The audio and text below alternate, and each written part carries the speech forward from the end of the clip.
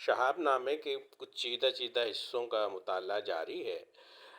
اب شہاب صاحب نے اپنی کتاب میں بہت سارے ایسے واقعات کا ذکر کیا ہے جو اتنے خوفناک ہیں اور اتنے مافوق الفطرت ہیں کہ ان کے سامنے اسٹیون اسپلبرگ کی فلموں کا جو اسکرپٹ ہے وہ بھی ایک بالکل بچکانہ سا لگتا ہے۔ یعنی وہ اتنے خوفناک ہیں کہ آپ کو اندازہ ہوگا کہ وہ مطلب وہ کس طرح کے واقعات سے کو انہوں نے ایکسپیرینس کیا ہے اور انہوں نے اپنی کتاب میں اس کو لکھا ہے۔ تو آئیے آج ایک ایسے ہی ایک خوفناک واقعے اور خوفناک حصے کا مطالعہ کرتے ہیں اور دیکھتے ہیں کہ انہوں نے اس میں کیا کہا ہے۔ برہام پور گنجم میں 1 سال گزارنے کے بعد میرا تبادلہ کٹک ہو گیا۔ اڑیسہ کے سیکریٹریٹ میں مجھے ہوم ڈپارٹمنٹ میں پہلے انڈر سیکریٹری اور پھر ڈپٹی سیکریٹری مقرر کر دیا گیا۔ کٹک میں سرکاری رہائش گاہوں کی قلت تھی، خصوصاً غیر شادی شدہ افسروں کے لیے سرکاری مکان ملنا محال تھا، اس لیے میں کافی عرصہ کٹک کلب کے ایک کمرے میں مقیم رہا۔ معلوم ہوا کہ کٹک کی سول لائنز میں ایک کوٹھی ہے جو سالہ سال سے غیر آباد چلی آ رہی ہے۔ جب کبھی کوئی کوٹھی میں رہائش اختیار کرتا ہے تو چند ہی دنوں میں چھوڑ کر چلا جاتا ہے، کیونکہ اس گھر میں کے بارے میں مشہور ہے کہ وہ آسیب زدہ ہے۔ سیکریٹری صاحب نے مجھے کہا کہ اگر تم بہمی طبیعت کے مالک نہیں ہو تو بڑی خوشی سے اس بنگلے کو آزما کر دیکھ لو۔ میں کلب میں ایک کمرے کی گھٹن سے تنگ آیا ہوا تھا، اس لیے میں نے فوراً حامی بھر لی اور سول لائنز کی کوٹھی نمبر 18 میرے نام الاٹ ہو گئی۔ 18 سول لائنز میں ایک ڈرائنگ روم، ایک ڈائننگ روم اور 3 بیڈ روم تھے۔ میں نے اپنے استعمال کے لیے جو بیڈ روم منتخب کیا اس کا ایک دروازہ ڈائننگ روم کی طرف کھلتا تھا اور دوسرا دروازہ ایک کھڑکی کے برآمدے میں کھلتے تھے جن کے سامنے لان کا وسیع پھیلاؤ تھا۔ اس بیڈ روم کے ساتھ ایک ڈرائنگ روم اور غسل خانہ بھی ملحق تھا۔ ایک رات میں سب دروازے اور کھڑکی بند کر کے بستر پر لیٹا کتاب پڑھ رہا تھا۔ میرے پاس کوئی ٹیبل لیمپ نہ تھا اور بجلی کا سوئچ پلگ سے دور والی دیوار پر لگا ہوا تھا۔ 11 بجے کے قریب میں نے کتاب بند کر کے تپائی پر رکھی اور بجلی بجھانے کے لیے اٹھنے لگا کہ پیتل کا سوئچ کھٹاک سے بجا اور بجلی اپنے آپ بجھ گئی۔ میں نے سوچا کہ سوئچ کا کوئی پیچ ڈھیلا ہو گیا ہوگا، اس لیے اس کا بٹن اپنے آپ ہی ہل گیا ہے۔ لیکن پھر خیال آیا کہ بجلی آف کرنے کے لیے سوئچ کا بٹن کافی زور سے اوپر کی طرف گھمایا جاتا ہے۔ اگر وہ ڈھیلا ہو گیا ہے تو اسے نیچے کی طرف گرنا چاہیے، وہ خود بخود اوپر کیسے اٹھ سکتا تھا؟ میں یہ سوچ ہی رہا تھا کہ سوئچ پھر کھٹک سے بجا اور بجلی آن ہو گئی۔ ساتھ ہی ڈرائنگ روم والے بند دروازے پر 3 بار دھیمی سی دستک ہوئی، جیسے کوئی انگلی بند کر کے اس کے جوڑ سے دروازہ کھٹکھٹا رہا ہے۔ میں نے ڈرتے ڈرتے اٹھ کر دروازہ کھولا تو ڈرائنگ روم بالکل خالی تھا، البتہ صوفے کے قریب سفید دھوئیں کا ایک چھلا ضرور نظر آیا جو دیکھتے ہی دیکھتے فضا میں تحلیل ہو گیا۔ اس چھلے کی حیت کچھ اس طرح کی تھی جس طرح کے سگریٹ کے کش لے کر دھوئیں کے رنگ بنائے جاتے ہیں۔ جس جگہ یہ چھلا ہوا میں معلق تھا وہاں پر انگریزی سینٹ اور ہینا کے عطر کی ملی جلی خوشبو پھیلی ہوئی تھی۔ اب یہ روز کا معمول ہو گیا کہ ادھر میں کتاب بند کرتا، ادھر بجلی خود بخود کھٹک سے بجھ جاتی۔ دوسرے تیسرے دن دروازے پر دستک بھی بدستور ہوتی تھی اور ہر بار دھوئیں کا چھلا پہلے کی نسبت بڑا نظر آتا تھا اور زیادہ دیر تک قائم رہتا تھا۔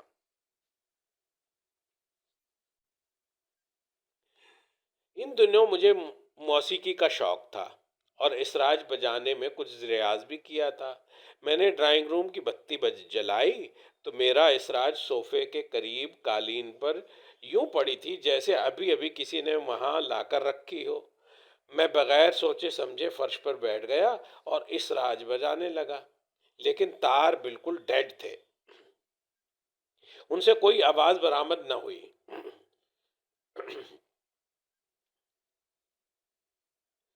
چند لمحے ایک عجیب سا سناٹا چھایا رہا، پھر اچانک ایک زور کا دھماکہ ہوا، جیسے کمرے میں بارود سے بھرا ہوا گولا پھٹ گیا ہے۔ سفید دھوئیں کا حلقہ مکڑی کے جالے کے تاروں کی طرح ٹوٹ کر ریزہ ریزہ ہو گیا۔ اس کے ٹکڑے ہوا میں اس طرح کپ کپانے لگے جس طرح بادل کی لڑی کا عکس پانی کے متلاطم لہروں میں ٹوٹ ٹوٹ کر لہراتا ہے۔ ساتھ ہی بالکل بند کمرے میں چاروں طرف سے پتھروں اور اینٹوں کی بارش شروع ہو گئی۔ اب میں جہاں کہیں بھی بیٹھتا تھا، میرے آگے پیچھے دائیں بائیں پتھر برستے تھے۔ بستر پر لیٹا تو پلنگ کے ارد گرد سنگ و خشت کا انبار لگ گیا۔ ایک پتھر جو پلنگ کے اوپر میرے عین قریب آ کر گرا، اس کا وزن کئی سیر تھا۔ کمروں کے روشن دان، کھڑکیاں اور دروازے سب بند تھے، لیکن پتھر بڑے زور سے سنسناتے ہوئے آتے تھے اور میرے بالکل قریب گر جاتے تھے۔ خوش قسمتی سے کوئی پتھر مجھے لگتا نہ تھا، ورنہ ان میں سے کئی اتنے وزنی اور نوکدار تھے کہ چند ہی ضربوں میں انسان کی ہڈی پسلی ایک کر دینے کے لیے کافی تھے۔ اس واقعے کے ساتھ ہی اگلے چند ماہ کے لیے میری زندگی کا ڈھرا بالکل تبدیل ہو گیا۔ آٹومیٹک سروس کی پر لطف آنکھ مچولی بند ہو گئی۔ ڈرائنگ روم کے دروازے پر ایک جانی پہچانی شائستہ اور معطر سی دستک بھی موقوف ہو گئی۔ اس غیر مرئی سے ماحول میں ایک عجیب قسم کی لطافت، رفاقت اور ادراکی اشتراک کا جو عنصر تھا، اس کی جگہ اب فوق الفطرت پر اسرار اور ہیبت ناک واقعات کا ایک تسلسل شروع ہو گیا، جسے پوری تفصیل سے بیان کرنا آسان نہیں۔ اس لیے نمونے کے طور پر چند چیدہ اور نسبتاً اہم واقعات میں یہاں پر درج کرتا ہوں۔ میرا کشمیری ملازم اور بنگالی ڈرائیور روز محمد عموماً رات کے 10 ساڑھے 10 بجے کام کاج سے فارغ ہو کر اپنے کوارٹروں میں چلے جاتے تھے، جو کچن کے ساتھ کوٹھی سے کے قریب فاصلے پر واقع تھے۔ ان کے جاتے ہی کارروائی کا آغاز اینٹوں اور پتھروں سے شروع ہو جاتا تھا۔ کئی بار ایسا ہوا کہ باہر مسلسل بارش ہو رہی ہے اور کمرے کے اندر جو اینٹیں اور پتھر برس رہے ہیں وہ بالکل خشک ہیں۔ صبح سویرے منہ اندھیرے میں اس ملبے کو ٹوکروں کے حساب سے سمیٹ کر لان کے تالاب میں پھینک آتا تھا، تاکہ اس ماجرے کی خبر پا کر رمضان اور ڈرائیور خوفزدہ نہ ہوں۔ یہ کارروائی روز مرہ کا دستور تھی۔ اینٹوں کی بارش کے بعد گھر کے سب دروازوں، کھڑکیوں اور روشن دان کھٹ کھٹ کر کے خود بخود کھل جاتے تھے اور اپنے آپ بند ہو جاتے تھے۔ بند ہوتے وقت دروازوں اور کھڑکیوں کے پٹ ایک دوسرے سے اس زور سے ٹکراتے تھے جیسے شدید آندھی آئی ہوئی ہو۔ جو تھوڑے تھوڑے وقفے کے بعد یہ عمل کئی دفعہ دہرایا جاتا تھا۔ گھر کی سب بجلیاں بھی اسی رفتار سے جلتی اور بجھتی رہتی تھیں۔ کبھی کسی کھلے دروازے کو بند کرنے کی کوشش کرتا تو وہ بند نہ ہوتا تھا، اور اگر بند دروازوں کو کھولنا چاہتا تو وہ کھلتا نہ تھا۔ ایک بند دروازے کو کھولنے کے لیے ذرا زور لگایا تو اس کی چوکھٹ اکھڑ کر دھڑام سے زمین پر آ گری۔ چند لمحوں کے بعد وہ خود بخود اچھل کر اپنی جگہ پر فٹ ہو گئی۔ آدھی رات کے قریب میرے ڈرائنگ روم کی چھت چرچرا کر اس طرح بولنے لگی جیسے یہ اب اس پر بے حد وزنی بوجھ ڈالا جا رہا ہو۔ کبھی تو یوں محسوس ہونے لگتا تھا کہ اس بوجھ کے تلے چھت ٹوٹ کر نیچے آ پڑے گی۔ پھر چھت پر ایسی آوازیں ابھرتی جیسے بہت سے لوگ لکڑی کی کھڑامیں پہن کر اچھل کود کر رہے ہوں۔ ساتھ ہی بڑے ڈھول دھم اتنے زور سے بجنے لگتے کہ اس کی دمک سے میرا کمرہ گونج اٹھتا۔ ڈھول کے ساتھ کئی دوسرے ساز بھی بجنا شروع ہو جاتے تھے، جن میں طبلہ، چمٹا، ستار، نفیری اور شہنائی کی آوازیں خاص طور پر نمایاں ہوتی تھیں۔ پھر یکا یک شنکھ بجنے لگتا اور دیر تک لگاتار بجتا رہتا۔ رفتہ رفتہ شنکھ کی دلخراش گونج باقی سب آوازوں پر پوری طرح غالب آ جاتی تھی۔ ان دنوں میرے پاس ساگوان کی لکڑی کا ایک بہت بڑا ڈائننگ ٹیبل تھا جس کا وزن 1.5-2 من تو ہوگا۔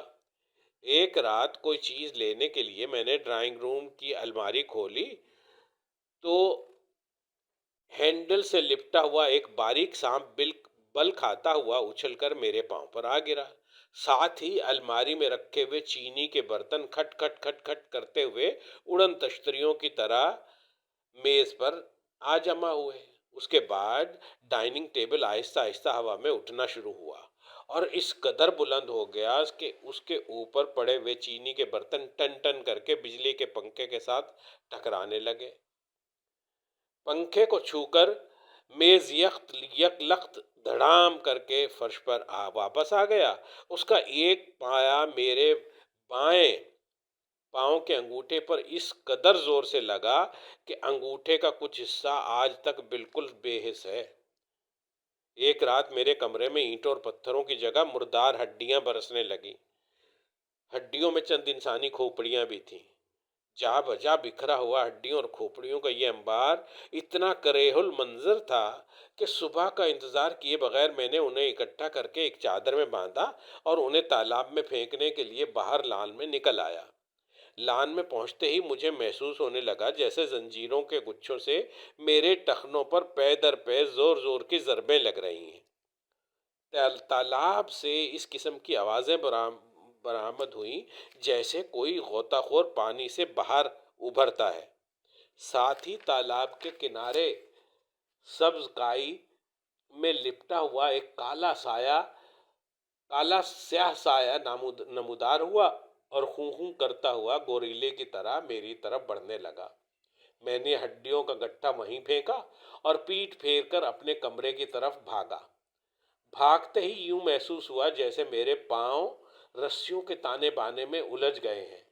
برآمدے کے قریب پہنچ کر میں بری طرح لڑکھڑایا اور منہ کے بل زمین پر گر پڑا۔ اب کھڑا ہونے کی سکت باقی نہ تھی، اس لیے میں پیٹ کے بل رینگتا بڑی مشکل سے اپنے کمرے میں داخل ہوا۔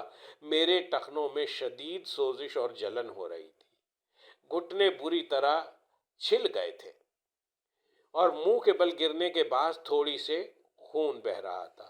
منہ ہاتھ دھونے کے لیے میں نے جا کر واش روم میں نل کا کھولا تو کچھ دیر سوں سوں سوں کی آوازیں آتی رہیں۔ اس کے بعد یکا یک فٹ فٹ کر غٹ غٹ کر کے نلکے سے گرم گرم گاڑھے خون کی دھار بہنے لگی۔ ایک رات ہڈیوں کی بوجھاڑ کے بعد یکا یک سارے گھر میں ایسا بدبودار تعفن پھیل گیا جیسے غلاظت سے بھرا ہوا گٹر پھٹ گیا ہو۔